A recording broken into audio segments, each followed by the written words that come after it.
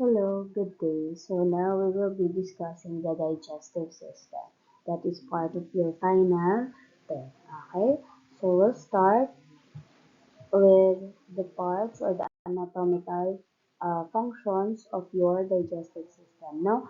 So it has three parts. So you have the digestion, the absorption, and your defecation. No? So your digestive system is divided into two. You have the alimentary canal, which is known as your intestinal or your GIT, wherein this is a hollow muscular tubes that are okay um, that serves as passageway, okay, for you to be able to, okay, ingest food, okay, and you also have the accessory digestive organs, which those organs assist the alimentary canal in terms of digesting food natin, okay. Now let's discuss under your accessory digestive organs. So number one, you have the salivary glands. So your salivary glands are the one responsible, okay, for your saliva. Of course, di ba? Kasi salivary glands nga, no? So they are secreted, okay, in the mouth natin or what we call our buccal, okay? So your salivary glands are the one responsible secreting saliva in our mouth. So, if ever kumakain kayo, di ba? So, yung mouth nyo, nagwo-watery siya because we are activating the salivary glands, no? So, ang ginagawa nila, so binabalot ng salivary glands mo yung pagkain na nasa bunganga natin, no? So, that is why we can able to move the food, okay, in our mouth, okay, fluidly, no? So, your salivary glands, okay, it has composition, no? So, you have, okay, 99.5% is water, okay? Zero point 0.5 is solutes wherein it consists of your sodium, your potassium, and your chloride. Okay, so also the salivary glands has immunoglobulin A. Okay, so your immunoglobulin A, those are your microorganism killers. So whatever you eat, okay, whatever you put inside your mouth, okay, your salivary glands are the one responsible doon po sa pagpatay ng mga bacteria or microorganism na kasama sa ating pagkain, no? So, usually, immunoglobulin A is produced on a normal rate of 1,000 to 150 milliliters, okay, together with your saliva, no? So your salivary glands, it has two types of protein, no? So you have the serous, okay, and your mucus, okay? So tatandaan, doon sa dalawang protein natin, dahil dalawa yung sinabi ni Ma'am si SM, no? So naka-highlight na siya dyan. So you have the serous secretion, wherein this is known as your starch digesting enzyme or your salivary amylase or also known as your thiolin, no? So, si thiolin po, okay, siya yung sumasama, okay, doon sa mga starch food na kinakain natin. And you have the mucus secretion wherein ang nilalabas niyan is your mucin. So, si mucin, siya yung nagbabind doon sa food natin para maging bolus yon. So, whatever, for an example, kumain kayo ng chicken, okay, in-ingest ng inyong mouth, namuyang-nguya, yung mucus nyo or your mucin will add up to that, okay, sa chicken na yon. So, yung chicken na yon, magbabind sila together ng mucin. Ang mangyayari, okay, lalambot yon and tatawagin natin siyang bolus. Okay, so whatever ingested na pagkain sa bibig, pag, pag nagkaroon na ng mucus secretion, ang tawag na natin dyan ay bolus. Okay? Next, you have the glands. So, may glands tayo sa iyong salivary, no? So, you have the parotid. Okay? Si parotid gland, nakikita po yan dyan sa may ilalim ng tenga nyo, no? So, actually, hindi siya sa ilalim ng tenga, sa tapat ng tenga, sa ibabaw ng inyong masseter. Okay? So, kapag nagkaroon ng affectation yan, na-inflame yan, magkakaroon tayo ng mumps or beke. Okay? So, your largest dapat take note nyo, your parotid gland is the largest salivary gland, okay, in our body. Also, you have the submandibular gland. Si submandibular gland natin, these are beneath the base of the tongue. So, nasa ilalim po yan, okay, ng inyong tongue or your mandible, no? And your sublingual naman po, okay, ay under lang ng ating submandibular gland. Okay, so tatlo yung makikita nyo under that, okay, sa ating accessory which is yung sa ating mouth na nasa salivary. So, meron tayong tatlo parotid sa tapat ng inyong tenga or sa ibabaw ng inyong masseter. You have also the submandibular gland sa ilalim ng mandible at ng uh, dila, and your sublingual naman ay nasa ibaba lang ng submandibular natin, no? So, tatandaan, okay, your salivary glands are controlled by your autonomic nervous system, di ba? We have the parasympathetic and your sympathetic, okay? So, si parasympathetic, kapag nag-parasympathetic ang inyong salivary glands, it will increase production of saliva, and kapag sympathetic response naman, it has a decrease on production of your saliva, okay? Next. Okay, we have your teeth. Okay, so your teeth has two sets. Okay, you have the deciduous teeth wherein yun na po yung ating, okay, also known as your milk teeth, no, or your temporary or your baby teeth. So there are 20 in numbers, no. So the first teeth na nag-erupt sa atin ay yung incisors natin. Okay, 'di ba sa mga bata, if makikita nyo, yung incisors nila yung unang lumalabas yun nasa gitna natin, no, within 6 months. So, dapat yung deciduous teeth natin, wala na siya between 6 to 12 years old. So, dapat natatagal na siya kasi magsa-start na ng eruption ng inyong permanent teeth wherein it consists of your 32 teeth in total. You have the incisors, the molars, the premolars, and your canines, no? Or your canine, okay, teeth. So, you have that in your mouth, okay? So next, you have the tongue as part of the alimentary accessories natin. So your tongue is situated at the floor of your mouth, 'di ba? So your tongue has extrinsic muscles. So you have the palatoglossus, the genioglossus, your hyoglossus, and your uh,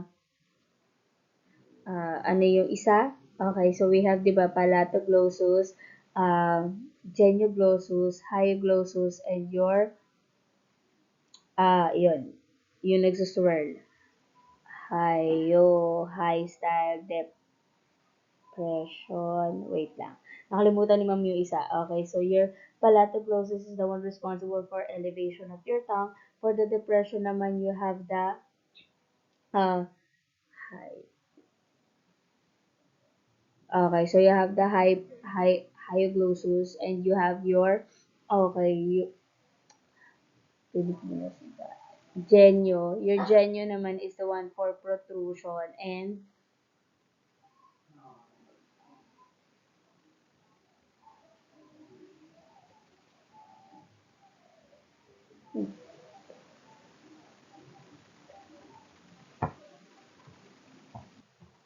so ayun, naalala ni ma'am, palatoglossus, genioglossus, hyoglossus, and your styloglossus natin. Now, so those are the extrinsic muscles of the tongue. So naging makakalimutin na si ma'am, no? Okay? So, uh, yun yung mga responsible for the movement of the tongue from side to side, in and out, and syempre yung swirling ng ating tongue. No? So, the blood supply of your tongue is the lingual artery wherein this is innervated by your cranial nerve 12, which is your hypoglossal nerve. So, you have also the intrinsic muscles of the tongue wherein yung nag-iisa yun ay, okay, the one responsible for alternating the tongue or styling the tongue, that is your styloglossus, no? So that is the one responsible in moving your tongue whenever you are talking, no? So, ang blood supply pa rin naman, same pa din. Okay, you have the lingual artery wherein this is innervated by the cranial 12, your hypoglossal, and syempre yung tongue, if naalala nyo yung turo ni ma'am doon sa ating neuro, so ang responsibility nila or function nila is receptor for taste or your taste buds natin, no? Okay? So, next, okay, under the alimentary pa rin natin, you have the pancreas. So, your pancreas, this is both known as your exocrine and endocrine gland, wherein, okay, the main function of your pancreas is to produce enzyme, no? So, your endocrine, okay, yung endocrine part ng pancreas nyo is the one responsible for producing hormones wherein it is located at the curvature of the stomach. So your pancreas po has parts, no? So it has head, it has neck, body, and tail. So your pancreas has what we call the pancreatic juice or your pancreatic juice contains three enzymes. So number one natin, so you have your type ng carbohydrate digesting enzyme. So you have the pancreatic amylase, the protein digesting enzyme which is your trypsinogen, and your triglyceride digesting enzyme. So itong mga ito, correlated sila with one another kasi kapag nagkaroon ng pancreatic amylase, magkakaroon ng activation ng inyong trypsinogen wherein magkakaroon ng inactive form na kapag nagkaroon ng inactive form ng pancreatic amylase natin, mag-activate si trypsinogen, magiging active form siya. Once maging active form siya, magkakaroon tayo ng trypsinogen enterokinase trypsin. Okay? Once may elicit yung trypsinogen enterokinase trypsin, okay, papasok tayo doon sa ating pancreatic lipase wherein magkakaroon ng breakdown. No? So, the normal amount of pancreatic juice nyo is around 1,200 to 1,500 milliliters. No? Also, your pancreas has pancreatic duct. So, this is also known as your duct of Wiersam natin. No? Also, it has your smaller pancreatic duct or the accessory duct or known as your duct of Santorini. So, ito ay mga daluyan lang po. No, may mga tawag lang talaga sa kanila. So, kung may smaller pancreatic duct, meron tayong larger pancreatic duct. So, your larger pancreatic duct nyo, it connects to the common bile duct or your CBD, okay? So, your CBD, okay, it is a combination ng yung larger pancreatic duct and your um, common bile duct, no? So, kapag nag-combine yung dalawang yun, okay, magkakaroon tayo ng connection, okay, mangyayari si hepatopancreatic ampulla and your sphincter of Oddi. So, pag naalala, di ba, ang sphincter siya yung tagapigil, okay? So, ang pinipigilan yan is yung pagdaloy ng ating pancreatic juice, okay? Now, under pa rin nun, you have the trypsinogen. So, yung trypsinogen daw, dapat active siya at the level of the pancreas. So, kapag naging trypsin siya, okay, or pag dumami yan, magkakaroon tayo ng pancreatitis wherein nagkakaroon ng inflammation ng pancreas. And also, okay, so kanina sabi ni Ma'am si sphincter of Oddi, si sphincter of Oddi kahit po iyan ay nakarelax, nakasarado yan, no? So bakit? Kasi pag bumukas yan, magre-release yan ng cholecystokinin, okay? So si cholecystokinin, siya responsible sa pagkakaroon ng peristaltic wave or pagpas ng pagpas ng pagkain doon sa area, okay? Magpapasa ng pagkain during the peristaltic wave sa inyong common bile duct, okay? Papunta, pababa at magkakaroon ng intestinal wave, okay?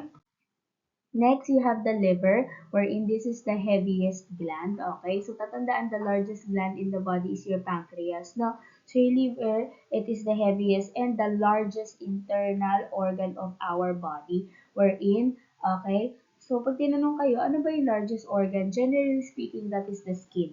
But if you are going to be asked if ano yung internal organ, okay, na pinakamalaki, that is your liver, no? So, ang functional unit niya po ay lobule, no? So, your liver is the one responsible in producing bile. Okay? So, your bile comes from your hepatocytes. Sa hepatocytes po yung nag-activate or nag-elicit ng production ng bile natin. So, kapag nagkaroon na ng bile doon sa area ng liver, nagkakaroon tayo ng emulsification ng fats. So, yung mga fats na yon, okay? Or yung bile natin, composed siya ng water, ng cholesterol, yung mga salts natin, and yung mga pigments na kinakain natin na napupunta sa inyong liver. So, yung bile, tinatapon po yan, no? So, parang disposable, ano na yan, ng ating body. So, yung color niyan usually ng bile is yellow to olive green, no? So, normal amount na pinoproduce ng liver nyo is 800 to 1,000 ml. So, kung si liver nagpo-produce siya ng bile, okay, yung bile naman natin, nagsistore siya or may storage yung bile natin, that is your gallbladder. So, nasa ilalim lang siya ng inyong liver. Kaya, di ba kapag dumadami yung bile, hindi na kayang store ng iyong gallbladder, nagkakaroon tayo ng gallstone. So, yun yung tinatanggal natin, no? Kasi hindi na siya ilabas. Okay? And, okay. Next natin is your under naman ng alimentary canal. So, ito yung passageway na natin, accessory organs yung pinag-uusapan natin kanina, di ba? So, you have the mouth and the pharynx. So, first tayo sa mouth, this is known as your oral cavity or your buccal. So, yung gilid ng mouth nyo, automatic, that is your cheeks, no? So, anterior portion of the roof, syempre yung hard palate natin, and yung posterior portion is the soft palate. And yung pinaka-floor ng inyong mouth is your tongue, no? So, si tongue, di ba dyan nagsa-start yan? Pagkakain kayo, sa bibig nyo yan, okay?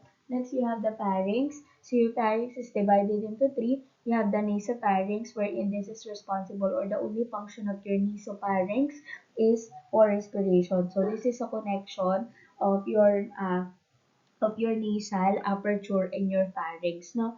Next, you have the oropharynx. So, oropharynx is connection ng orolingal nyo and your pharynx. So, this is for respiration and digestion. And lastly, you have the laryngopharynx, which is that is your larynx and your pharynx, wherein ang function niya is for respiration and digestion.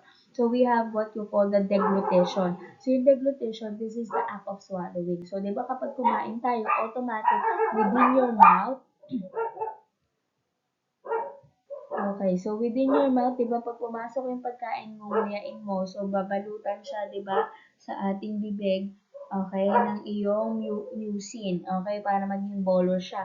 So, once maging bolus siya, okay, so your laryngopharynx, di ba, pa digestion siya. So, ang gagawin natin, pag okay na yung minunguya mo, lulunukin mo siya. So, that is what we call your deglutition, no? So, yun yung act of swallowing o paglunok natin. So, during the voluntary stage, okay, nag-move yung iyong bolus sa pharynx natin, okay? And pag nag-move na siya doon sa pharynx area natin, papasok tayo sa pharyngeal stage wherein mabilis siyang ipapasa yung pagkain, okay? So, magsisend yung signals, okay, magsisend yung oropharynx natin ng signal sa ating deglutition center, that is your brain, na ipasa. Once mapasa yung receptor na yun sa inyong deglutition center, okay, automatic mag-move na po yung ating mga parts sa lalamunan, okay? So, you have, and lastly, after ng deglutition center nyo, you have the esophageal stage wherein, okay, magmumove na yung pagkain pababa sa inyong esophagus. Eh, di ba si esophagus natin ay passageway lang. Daanan lang po yan. So, yan ay mahabang daanan ng pagkain that is 25 cm long, and this is composed of smooth muscles. Okay, so hindi po tayo nagda-digest dyan. Wala tayong absorption na ginagawa sa esophagus. Passageway lang siya ng bolus papunta sa ating stomach. So, ang tatandaan nila kay esophagus, may dalawa po yan na sphincter. Meron yung upper esophageal sphincter and lower esophageal sphincter, no? So, also, your esophagus sphincter or your cardioesophageal sphincter. So, kapag iyan, hindi nagsarado ng maayos, nagkaka-heartburn tayo, no? Kasi si esophagus ay near sa heart. That is why nakaka-feel ka ng heartburn kapag hindi nag-close yung ating cardioesophageal sphincter. Okay? And next, dahil napasa na kay esophagus, diba? After nun, it will be put into your stomach, yung kinain natin, or your bolus. Your stomach in shape, okay, minsan C-shape siya, minsan J-shape siya, no? So, your stomach has storage of food wherein, okay, your stomach, okay, can have at least, okay, kaya niyang patagalin yung pagkain ng 4 to 6 hours, okay, sa inyong tiyan. So, your stomach has four parts. You have the cardia wherein that is yung opening portion. Yung pundus, medyo malaking part yan. You have the body wherein doon na nagsusstore yung pagkain. And you have the pylorus wherein yun yung terminal portion na kapag meron nagbukas na sphincter dun ulit, diba sphincter para siyang pinto, close open siya. So your pyloric sphincter, kapag nag-open yun, magpapas na ulit tayo ng pagkain. So that is your pyloric sphincter is found between your pylorus and your duodenum. Si duodenum po ay part ng inyong small intestine. Okay? Now, ito po yung itsura niya, ha? Okay? So, your stomach also has two tubular glands, no? So, you have the gastric gland, wherein under niyan is you have the mucous neck cell. So, yung mucus, yung mucous neck cell, siya yung nagpo-produce ng mucus or nagsusurround doon sa pagkain na nasa loob na ng tiyan mo. Okay? And you have the chip cells. Si chip cells, siya yung nagpo-produce ng pepsinogen. So, kapag may pepsinogen ka, i-breakdown yan, magiging pepsin. So, kapag naging pepsin siya, ipoproduce siya ng inyong protein digestive enzyme. Okay? And lastly, you have the parietal cell wherein this is an intrinsic factor or for the reabsorption of your vitamin B12, that is your cyanocobalamin. Diba si cyanocobalamin ay na-absorb ng inyong ileum. Okay? Tatandaan, si cyanocobalamin ay na-absorb lamang lang ng inyong ileum. Okay? Together with your hydrochloric acid. Okay? And next, you have the pyloric gland. Si pyloric gland, ito po yung responsible for your gastrin. Si gastrin po is for maturation, growth, and development ng gastric gland natin. Okay? So, also your pyloric gland is the one responsible for inhibition of the gastrin. So, ito yung nagbe-breakdown ng foods natin. Okay? Next, you have the small intestine wherein, di ba, pagkatapos kay pyloric sphincter, papasok siya kay duodenum. So, your smallest intestine is the longest alimentary canal wherein it has major or digestive organ and nandito po nangyayari yung absorption. So, we have the parts, you have the duodenum, the jejunum, and the ileum. Okay? So, mayroon dalawang hormones na makikita sa inyong small intestine. You have the cholecystokinin and your secretin. Si cholecystokinin, siya yung nagko-contract ng inyong bladder, okay? Once magkaroon ng elicitation ng cholecystokinin, automatic magliligo doon ang tiyan, magkakaroon ng contraction. And your secretin, okay, yan po ay manggagaling sa inyong, yan po yung mag-stimulate ng pancreas and liver natin, okay? Para saan? Diba? For your bile, and your pancreas is for hormones natin, okay? And lastly, you have the chyme. Si chyme may positive enterogastric reflex. Meron ka makikita dyan. So, yan yung nagtatighten ng pyloric sphincter natin. Bakit? Diba kasi, yan yung nagpipigil ng pagkain na ilalabas sa inyong small intestine. Kaya pa busog pa, puno pa, hindi ko pa ilalabas. So, kapag nagkaroon ng, release ng chyme, magbubukas yun para mag-pass through. Okay? So, kapag meron ganun, kapag nagkakaroon ng reflex, ita-tighten pa. Okay? Pero kapag nag-release ng chyme, automatic bubukas din yan. Okay?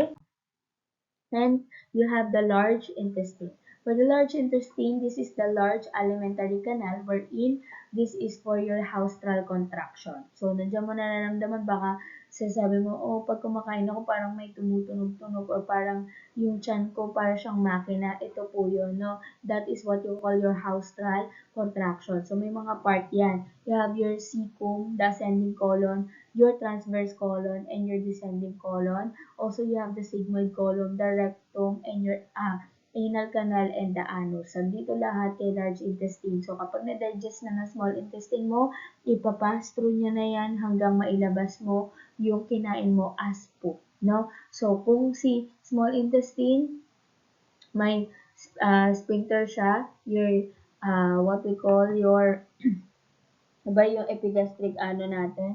So, you have the ileocecal sphincter. So, this is found between the ileum and the cecum, no? So, your large intestine po, okay, nagpo-produce siya ng methane gas. So, yung methane gas natin, di ba yun yung utot, okay? So, good bacteria yun, no? Nasa ating large intestine, okay?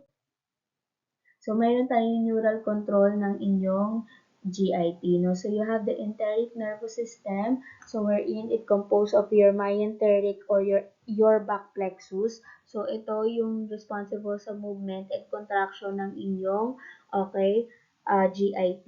And you have the submucosa or your Meissner plexus, wherein ito naman yung responsible sa secretion and blood flow. So, secretion ng mga nutrients, vitamins, and blood flow o your dugo pagkakain natin at pag walang laman yung tiyan natin.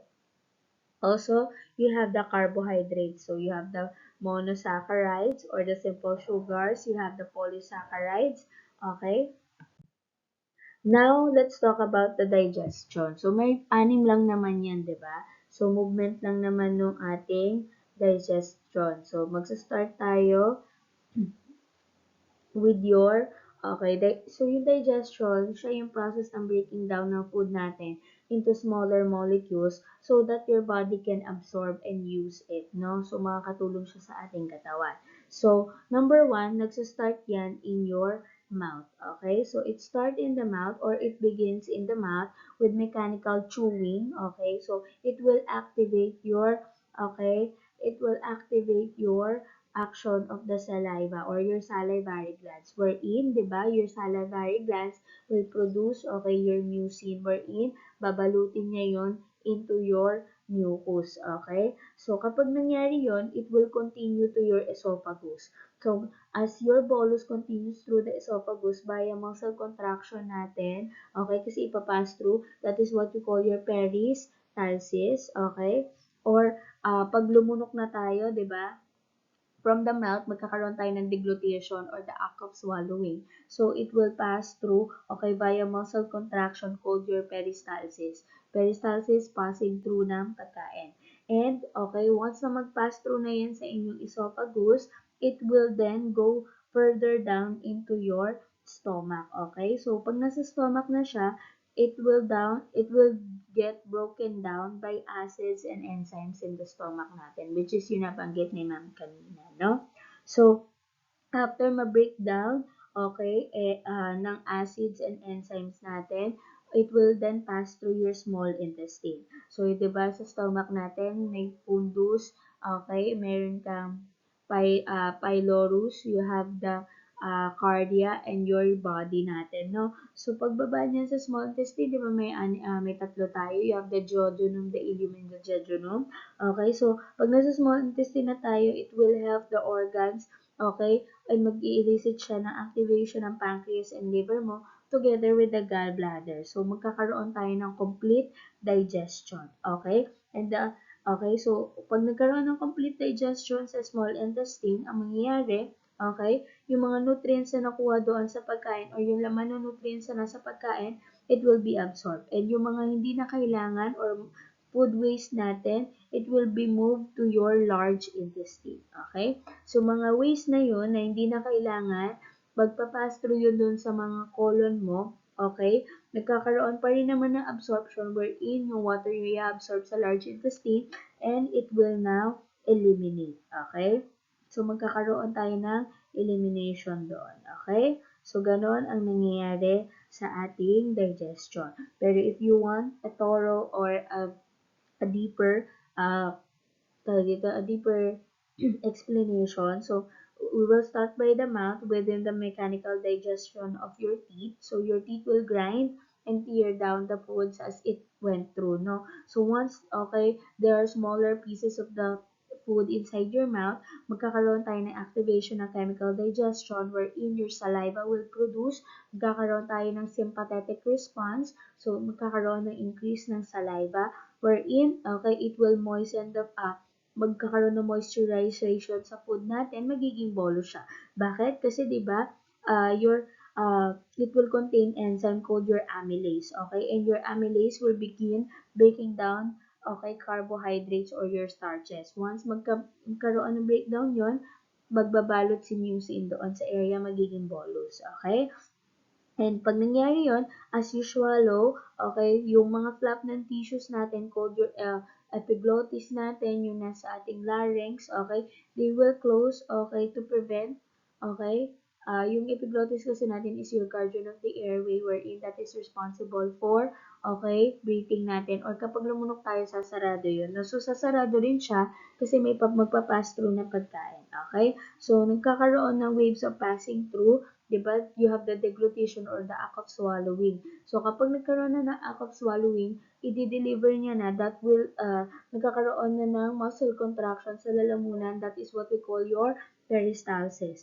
So your kapag nagkaroon ng peristalsis, the food will move down to the esophagus, okay, down to your stomach. And once na yung pagkain ay nasa stomach nyo na, it will mix the food with strong acids and enzymes that will break down your protein. So, yung mga acidic mixture natin are called your chyme natin. Di ba? Your chyme is your semi-fluid base sa ating tiyan, no? So, yun yung nagko-cover natin. Once mangyari yon, Okay, so there will be a activation of the pancreas, the liver, and your gallbladder. So those three will release digestive juices into the small intestine natin to further break down the fats, your carbohydrates, and the proteins na nakuha natin doon sa kinain natin.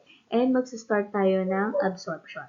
So once the absorption is starting, so most of the nutrients are mapupunta sa ating bloodstream wherein, di ba, okay, papasok yon sa V-line ng ating intestinal walls. And the remaining waste will be moved to large intestine wherein, okay, during that time, the body will absorb water whereas yung water na yun, makaka-help siya, okay, into, okay, sustaining the balance doon sa ating large intestine. So, those helpful, so, meron ding helpful bacteria na nabanggit si ma'am, di ba kanina, for your large intestine. So those are going to help, okay, uh, the breakdown of the remaining materials na pinasa ni small intestine kay large intestine. Dito rin nangyayari yung pag-utot natin, no? So, nandyan yung nagpapastro ka ng gas sa ating katawan. And lastly, okay, we will do the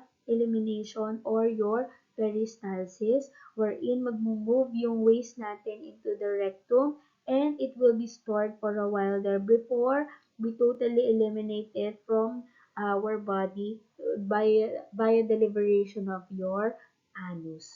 Okay? So, ilalabas mo siya as poop. Okay? So, I hope na-gets nyo yung digestion.